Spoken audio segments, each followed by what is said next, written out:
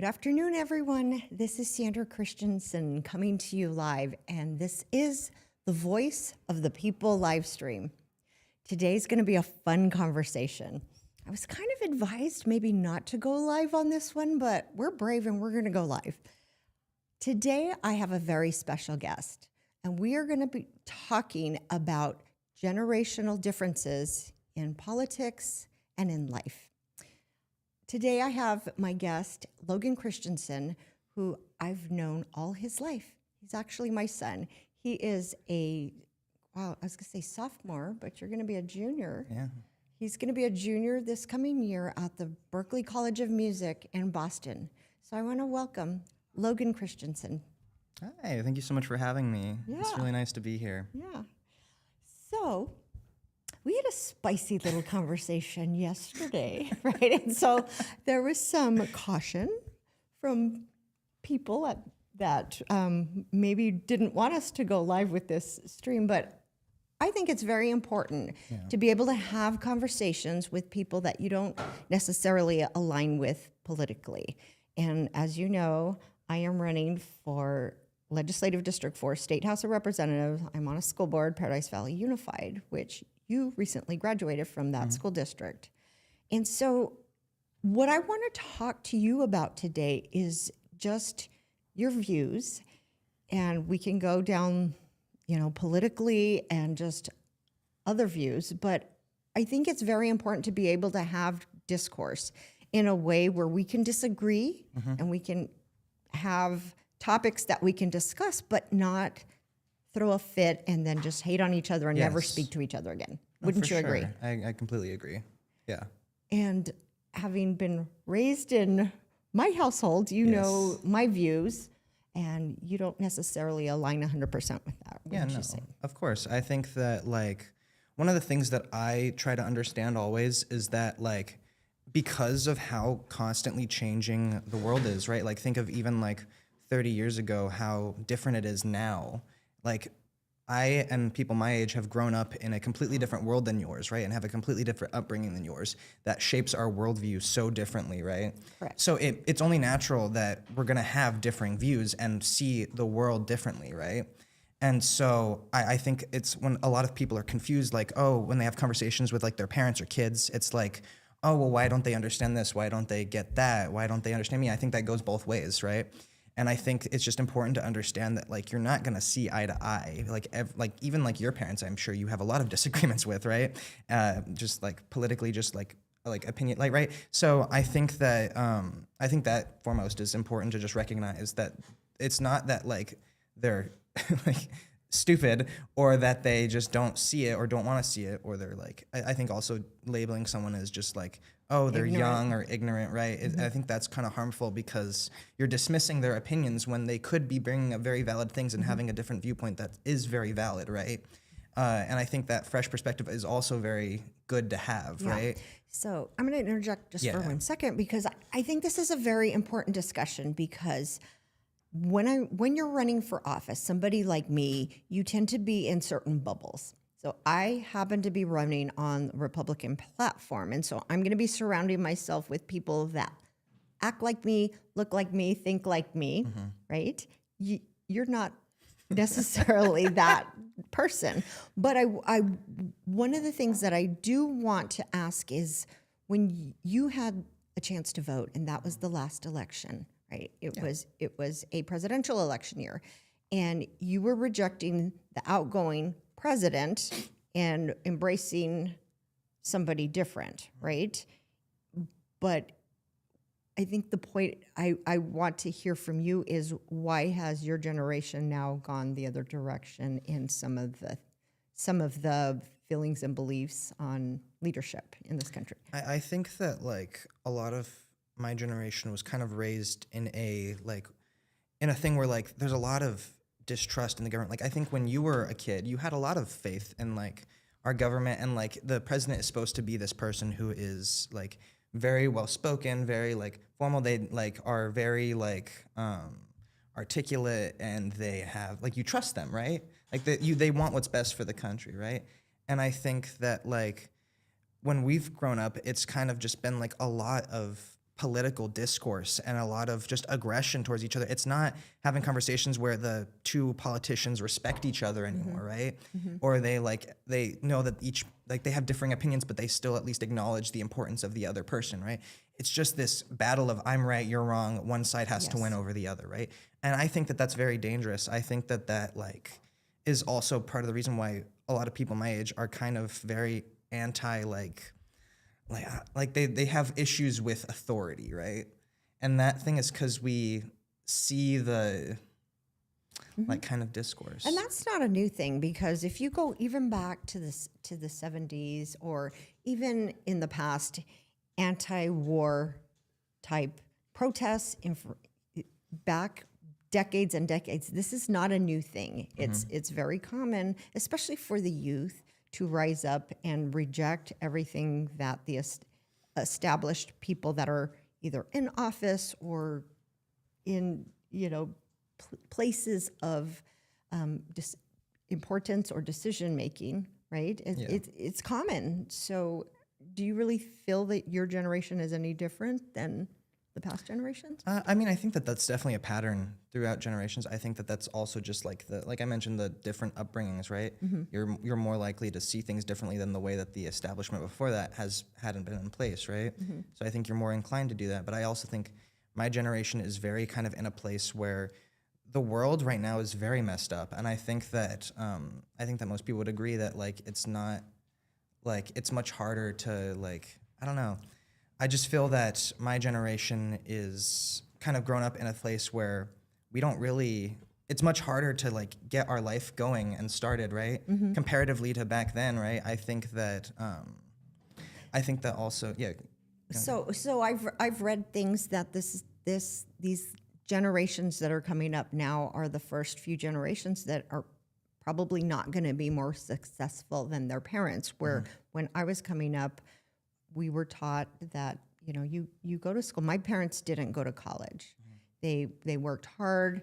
They taught us to treat people with respect, but always do everything to the best of your ability, working hard. But they encouraged us to go to college because that was the path back then. And I'm talking 80s, 90s back then, when I was graduating from high school and going into college. It's a different environment now, because going to college does not guarantee success anymore when I was in school. I think there's even differences to I think when I was first going to school in Boston, right, and I was looking for a job, I think you even told me this, and I've seen other people talk about this too, where their parents would tell them what you want to do is you want to go in and go into the establishment, be dressed nice and go and ask for a job, and they'll do that. And I think if you do that now, people will look at you like you're crazy, and then they'll tell you oh, we do all our applications online, go apply online.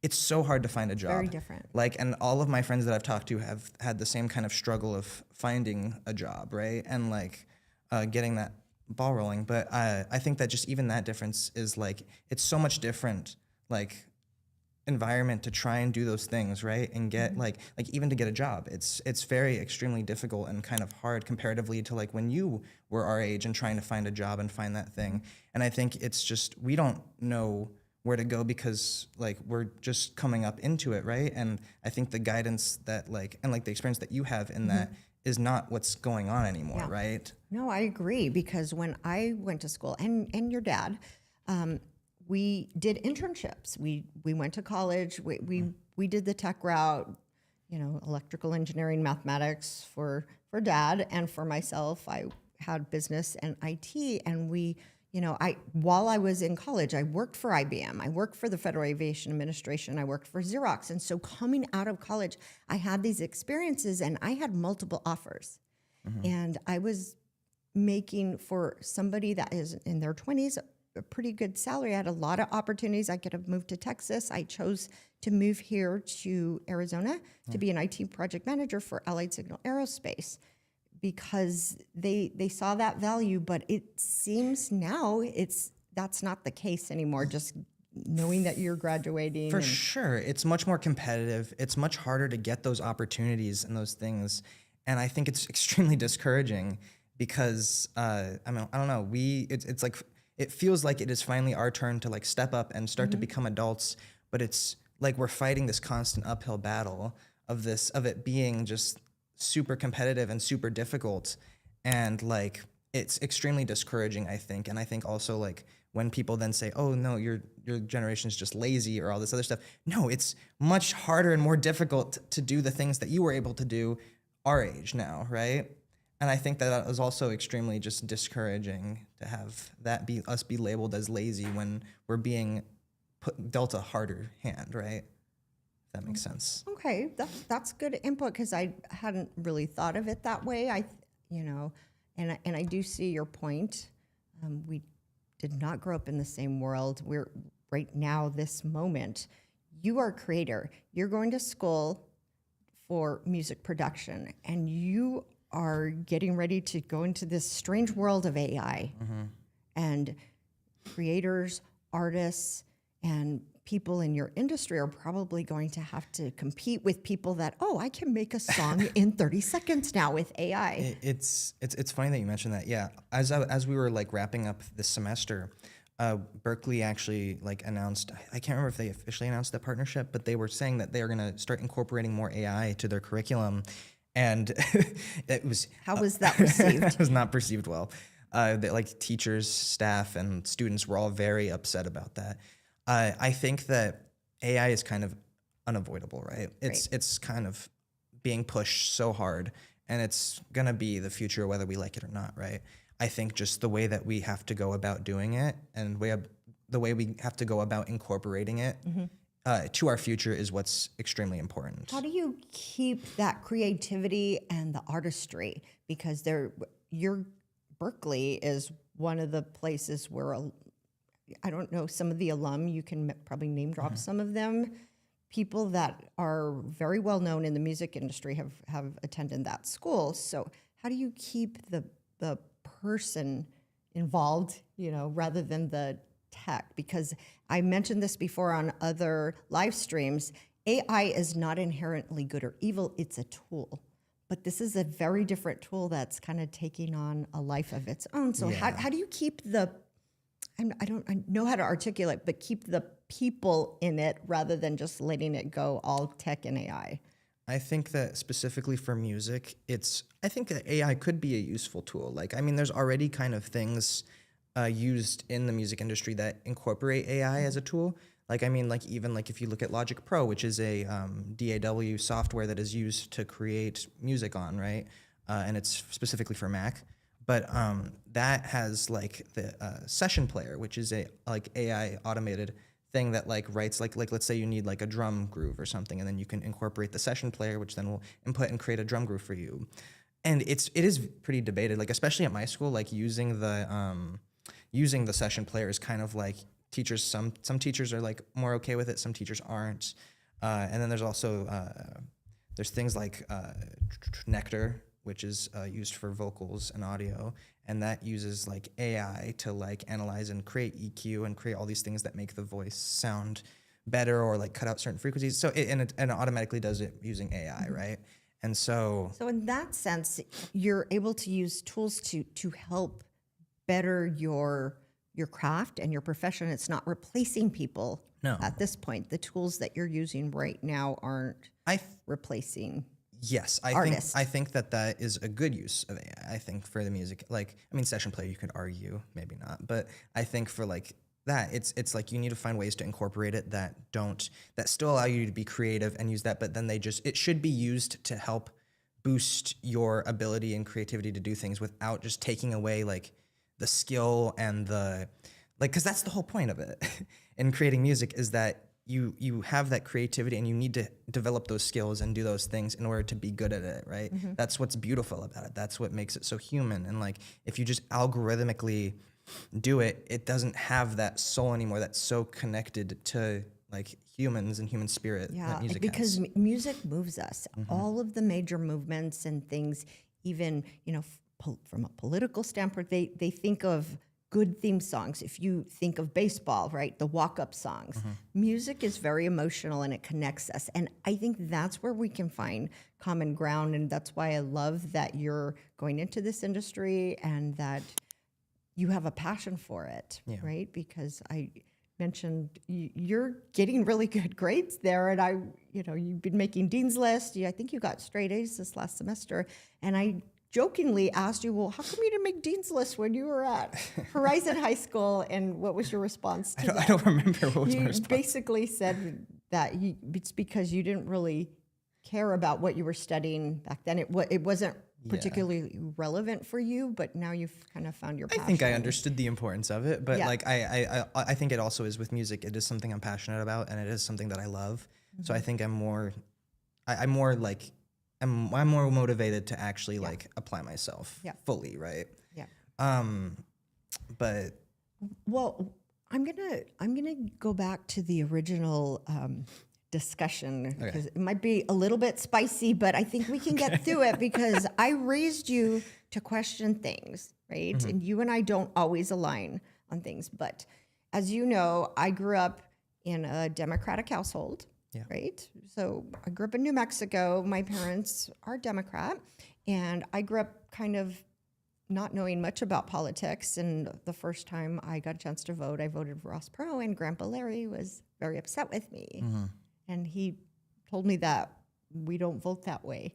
And so it's interesting because now that I have a child that is an adult now, that is of voting age, it's kind of come around into a different space because now I lean more conservative and coming from a place where I was an independent for a long time and I'm more conservative.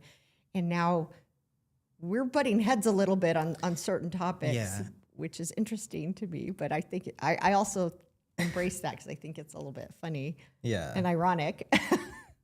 I think history what are repeats your thoughts? itself. Yes. I'm an independent, so I'm not conservative. I'm not Republican. I'm not a Democrat. I think that I want to objectively look at everything because, to be fair, I do not like both sides. To be completely honest, I see the hypocrisy and I see the I see why the other they disagree and stuff. But to me also, it's just I think that both sides have issues, right? And I think that you can acknowledge that. I think that the two-party system that we have also, it breeds a sense of just turning people and pitting them against each other, right? I would agree with that. I think most people would. I think that most people I think that if you're a Republican or you're a Democrat, I think that just because someone is a Republican or Democrat that's in office doesn't mean that they fully represent your beliefs or views, right? Correct. It's just I feel like we've gotten into a place where most of the time you just go to a party because it Safety in numbers, kind of. well, no, it fills out. It's almost like the worse, the better of evil. Lesser of two evils? You agree. Yes, you agree with one side more than the other. It doesn't mean you fully agree with everything. And I just, yeah. So, so I'm going to go down this road, Okay. and I'm going to start with the views of my guest are not necessarily my own, and Yes. We don't always agree. You, but you raised me to be a free thinker. yes. And so. And so the question that I have for you is when and I kind of started this at the beginning, when you got a chance to vote for the first time, you rejected the outgoing president, which was Joe Biden, and you voted Trump. And now you're, at least from what I'm hearing for you, is that you're rejecting that. And I think it's important for both parties to understand that you don't just get the youth vote. Oh, yes. Right? I think especially this youth, I think our, in general, the boomer generation has been kind of politically in power for Which I will say I'm not a boomer, but yes. a long time. I'm not calling you a boomer. But they've been in power for a long time, and I think that they tend to dismiss the younger generation. I think that that's I think that that's very interesting that they do that because I don't know. From my personal experience, I voted for Trump during my first time electing because I agreed with so Kamala Harris did not have to me she didn't have a single she didn't have a direction, she didn't have a drive, she didn't have if I voted for her, I didn't know what her thing What was, you were right? voting for. Exactly. It felt like it would easily be a thing where she is controlled by someone else and someone else tells her what her opinions and beliefs, like it didn't seem, whereas Trump had like this very Platform. and I think that now looking back, I'm very upset. Truthfully, I'm very upset. I feel very betrayed by what happened. It's like we promised no wars. He promised like it just feels very hypocritical, and it feels very much like I don't know. I feel very used in a sense. Interesting. And so what message would you have to people that are running for office, regardless of party, even independents, Democrats, Republicans, for your generation to actually earn your respect, earn your vote, because we are in different times and we're very divided, as you mentioned before. What can those of us that are in leadership positions, because I'm an elected official in school board, right? But what can we do to make things better, to kind of hand off the baton in a better way rather than just kind of like throwing it at you guys? I think it's important just to pay attention to our needs, like listen to us, go out and like just literally ask people, just ask people what they think is important, what they think needs to be done, what they want to happen, right? And then just do it. Like, what is important to your generation? Like I now, think- what are your needs? I think like security and like job situation, like I think that people are very concerned about where they're gonna get jobs and like how they're gonna make that income, where they're like how they're gonna be able to become adults. Like I'm still in college. I'm not fully transitioned into adulthood yet. I have no idea what that's gonna look like or how I'm gonna do that, because everything's so unsure and so stable right now, right? I think just that. I think also just worrying about I think that's the main thing, just worrying about like how we're gonna be able to become adults and get our opportunity to live, you know? Yes. So your father and I are a much older generation. We had you later in life. And so we are in the category of Generation X. And we do have a reputation of just being like hardcore workers and just being very driven. And when you were younger, you said something very interesting, because, and even Dad agreed, that don't necessarily go into a particular industry or a work job because you think it's going to make you a lot of money. Do something you love, because there's pluses and minuses with every generation, and we all have our strengths and weaknesses. But I think for us, being that workhorse generation, we just tended to go into things and just work really hard and be successful in the terms of what the world says is successful, like having a good job and making money. But your generation doesn't necessarily align with that, right? No. And From most people that I've spoken to that are my age or like my friends, I think that like what we want is we want to just enjoy our life. Like truly, it feels like we may not get the opportunity to, right? I think that like we just want to have those things that were like that you had when you were like becoming an adult, and just be able to like live a normal life in a sense. what do you consider a normal life? Be able to own a house, have a family, settle down. Like, I mean, I guess that's very, that's not always the case. I think that like there's definitely people that have differing opinions, but I think that that's like the general kind of consensus. But I just like, even like a lot of my friends I've talked to, they like, it's like when you ask like, oh, do you think you'll have kids or other things? It's just like, I don't know, because the world is so negative and so bad all like right now. It's just like, do we want to bring a life into this world or have those things, right? It's just, I don't know. And that makes me a little bit sad as a, somebody wanting to be a grandma someday. And congratulations, because I know you recently got engaged, and we love her. Shout out to Noelle, who actually attends Berkeley with you. Yes. Yeah. But I wanted to get into this arena to bring hope. And my big focus is the next generation. My number one reason for running for this office is to make our schools centers of academic excellence and to help the youth. And that does not mean necessarily get everybody to go to college. One of the things that I am really excited about, at least in our school district, Paradise Valley Unified, we're doing different tracks now.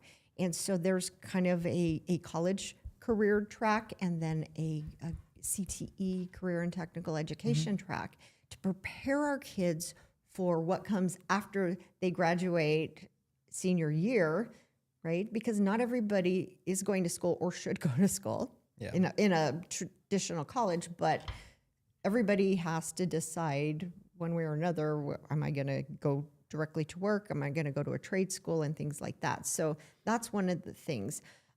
My second reason for running is what you talked about, is making our economy stronger and putting more hope and dollars in the pockets of Arizonans, and because I'm running here in District 4 in Arizona. And so I'm concerned that you may never be able to afford a house, and you may never be able to. It looks like a realistic possibility, to be honest, right? Yeah. I feel like relative to where like the buying power that you had, even like at my age, it's just like it doesn't like it feels impossible, to be honest. Like it feels so like unmotivating and so just like. So as a mom, I want to bring hope to the next generation. How do we go about doing that? Like for me, that's why I wanted to have this conversation, despite some people didn't necessarily, they were a little bit nervous about what would come out of this, because I know that we don't always agree 100%. But again, I think that's important, to have conversations with people that you don't necessarily align with 100%. And that's how we make things better. Wouldn't you agree? I completely Real quick, agree. just to throw in, just so you have two questions to answer, just because she just asked you a question.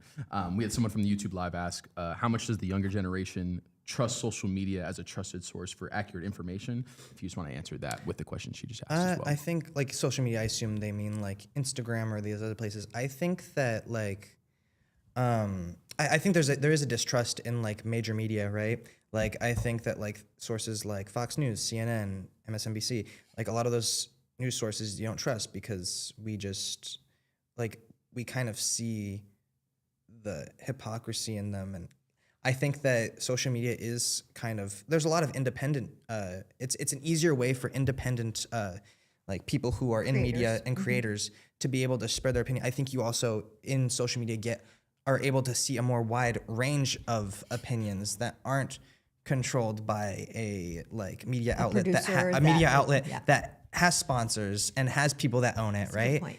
And I think that people go to social media and they do get that, like they do kind of get their stuff from that, because you're able to see all the different people and get the views and like see like actual like people who aren't like controlled by those. And I'm going to jump in just a second, because you and I've had this conversation and we disagreed on this point, but I'm wondering, circling back now, if you agree with me just a little bit, that because of the circles that I'm in and because of the feed I'm in, living in Arizona and you living in Boston, which is a very different city. It's a blue city, where Arizona is a little more conservative than Boston.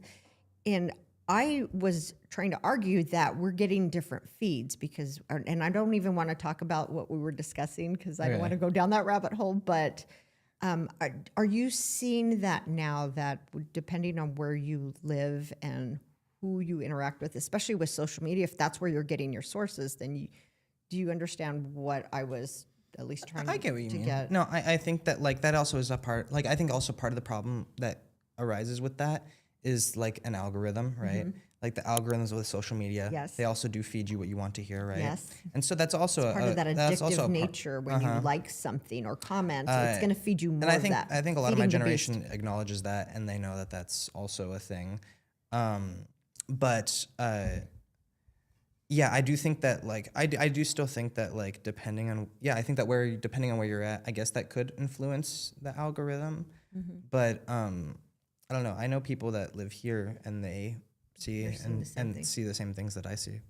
So I don't necessarily think that that's entirely true, but I think part of it is definitely true. Okay. I think that because of but I also think that also has to do with like the algorithm tailors to you and what you want, like kind of. So I think that also depends, because like culturally and like just geologically, like there's different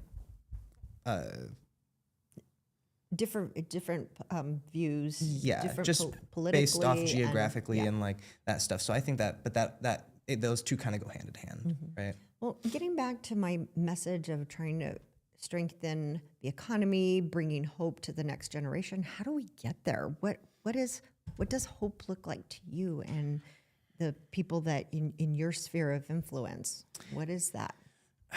I think it's very difficult. It's also like, I think that just for me, what I think is just get into listening to people again and having those conversations where you don't have to agree, but you at least should be open to hearing each other out.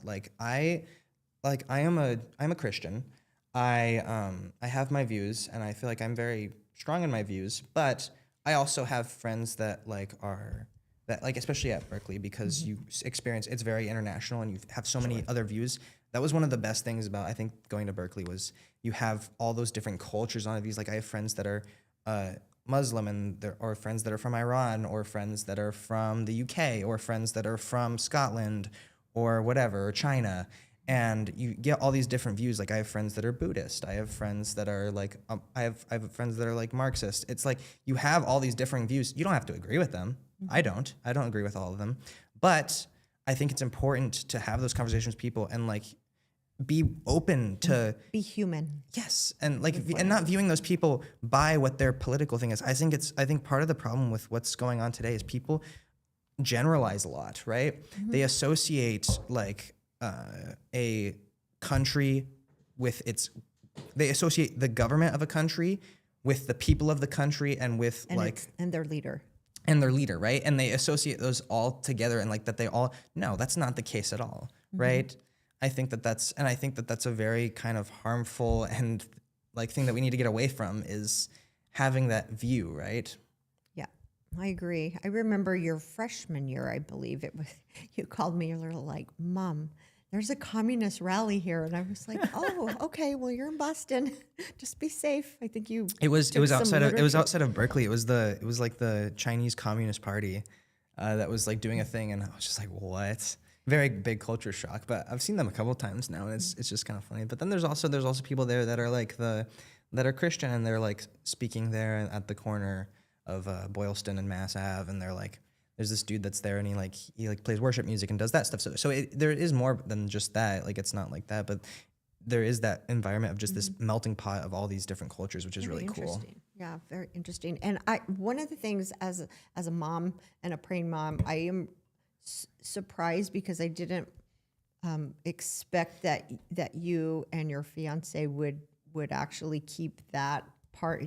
Being faith-based people, I've been pleased. How difficult is it in college to be a person of faith and then just keep that, or do you find that people are pretty accepting of? At least I don't know about I can't speak for every college, but I can speak for like Berkeley and the people that I know, that people are very accepting. And it's like, I think people my generation are kind of tired of this aggression and like this like discourse. I think that my generation are also more inclined to be like, yeah, I don't care if you have these differing opinions than me. I still respect you and we'll still be friends, right? Because we see like in older generations, I'm not blaming you. I see in older generations that it's kind of like people are more like, you don't agree with me, and so I'm not going to be friends with you. I mean, we're gonna cancel you. Yes, and I think that's obviously there's people that are still like that in my generation, but I think that my generation is more inclined to just be accepting of these different things and like view it more as like you're still, just because you have a different opinion than me or you're from a different place doesn't mean you're any less of a human. And for me, like it's like you're a child of God. Doesn't matter what walk of life you are, what where you're from, what your beliefs are. God still loves you, right? Right. And even if you have no belief. Exactly, right? And yeah, I don't know. Well, that's a really good perspective, and so I'm just like, as a mom, I'm pleased to hear also, that. to clarify your question, like people are very accepting. Like they don't they're especially. I mean, probably part of it is because I live in the school I go to is so international and diverse. It's like people are very accepting of everyone. Well, and it's probably too your nature, because you tend to not be like very aggressive, and you've always been pretty accepting of other people and empathetic, things like that. So I think that might be part of it too. I think that's also a good point. I think like for you said, what could we do to like make things better? Yeah. I think having more empathy. I think realizing that these are just other people as well, right? And like that, and just kind of learning to how to have these conversations and disagree, and maybe even like switch up your opinion. That goes for both sides, or not. You don't have to switch teams entirely, but you can at least now think of these things and incorporate them. Because I think if people just had conversations with other people and they had these, like with drastically different people, you will find common ground. Like they're still human at the end of the day, right? Yeah. I gave this story a couple of live streams ago when I first got on the board. When I first got on the board, I was kind of going scorch earth on everybody because I was like a little wildcat, right? And I wanted everybody to hear my views, and it wasn't working. And being a praying mom, I kind of gave it to the Lord, and it was put on my heart that, did I put you on that board to make enemies? No. What? Find common ground. And so one of the people that was sitting next to me, we could not agree less. We disagreed on everything, but I thought, okay, well, what do we have in common? We were both moms. Yeah. We were both moms, and we both cared about the district, Paradise Valley School District. Yeah. And so that's where I started. And then I just started praying for the other board members. And then, while I will still hold my ground on things that I believe was strong, I reached out and told her I appreciated that she did the same, even if we don't agree. And so I think that really helped with that situation. And even now, she's no longer on the board. I see her and we can talk. It's a respect thing, right? Yeah. I think that's also another thing is if you both elected, and if you treat other people with respect and you like acknowledge and you take time to listen. Obviously, there's people that are going to be stingy and not, but I think the people that you will want to have those conversations with, that they will be more inclined to also listen to your opinion if you take actual time and you actually make an effort to listen and be like cordial and give each other respect, right? I think that's what we need to get back to. Like if you look at older politicians, they like used to actually like respect the candidates and be like, I respect this man, but but here's why I'm a better candidate rather than just here's what my opinions are. Not even necessarily like I'm a better person than them. It's like, here's what I think is the way that we should do this, and this is why I think that we should do this. Right? Yeah. Well, I appreciate you coming on today, and it's been kind of fun. And again, we don't always agree, but yeah, I think I kept it pretty good. I was gonna say views of my guests are not always aligned with me, but I didn't have to say that. You did a good job today, and so I just want to thank you for coming on, and it was kind of fun, and I'm really looking forward to what you're going to do in the future. And I am encouraged by this generation because I think a lot of people you said some of the stereotypes of your generation, they're lazy and they don't want to try or they don't want to do this. It's not the case at all. But I having spoken with people in your generation, being on a school board, I'm seeing hope. I'm seeing hope there, even, if things aren't always rosy. So thank you for coming on, and thank you for being candid and not beating me up too much about things. It was a joy. Real quick, Sandra, before we wrap up, wanted to ask another question, then you can also kind of chime into this. Coming from the YouTube Live, again, it's just, do you plan on voting? This is to you, Logan, I believe. Do you plan on voting in the primaries or just the general election? Is this ever something that's talked about within your friend group in college? Yeah, I think that my generation is also more inclined to vote. I mean, I guess it's my friend group, so I probably will vote in like the secondaries, primaries. Oh, you're gonna vote in the primary. I'm voting for you. I'm voting for you because I love you. No, but I also do. I do like the values that you have and the opinions that you have. But yeah, I think that also is something that's discussed, is like voting and stuff, and we do in my friend group, and we do talk about that, and we understand the importance of it, right? And what type of values do your group, because you have in your friend group, you have all different types of people, all different backgrounds, all different political parties, I'm assuming. And so what is the common theme? What do they look for in a candidate? Being human, like being very like Authentic.